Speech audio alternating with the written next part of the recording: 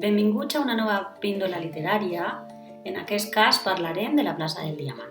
Les píndoles són uns vídeos curts de contingut literari per entendre una miqueta millor els continguts de literatura. En aquest cas parlarem d'una de les millors novel·les de la literatura catalana, La plaça del Diamant, escrita a la postguerra, concretament el 1962 des de l'exili.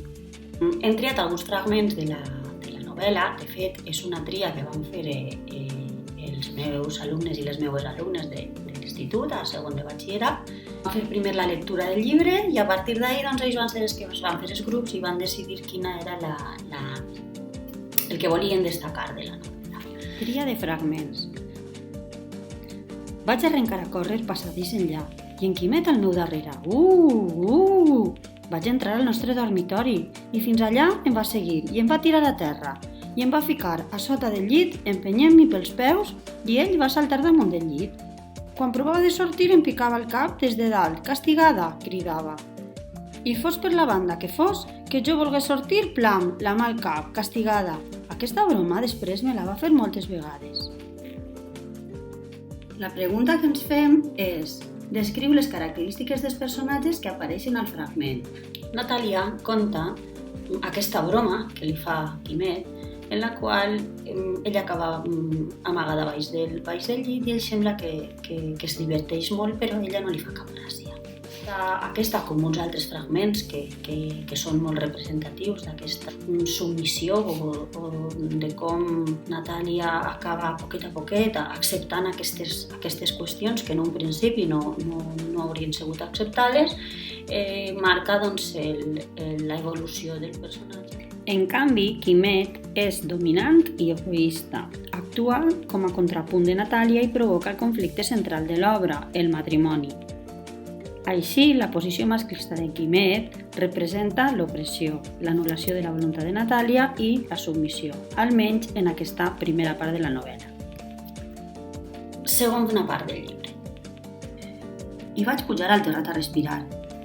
Em vaig acostar a la barana de la banda del carrer i em vaig quedar quieta allà una estona. Feia vent, els filferros d'estendre la roba rovellats de tant no servir es gronxaven i la porta de la golfa, pam, pam.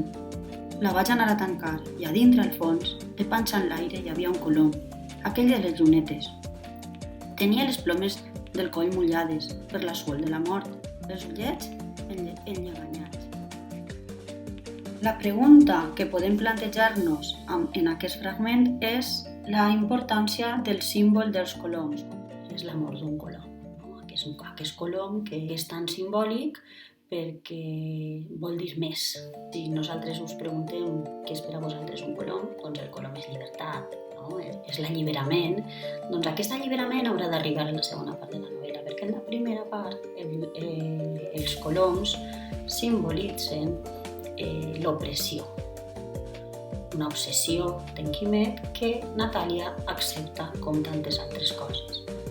Trobem com a símbol més destacat el colom. Aquest representa l'angoixa que envolta la Natàlia, la protagonista, i com al llarg de la novel·la desenvolupa una evolució i uns canvis passant de l'angoixa i el pessimisme a l'optimisme en l'etapa de la maduresa o la bellesa de la protagonista.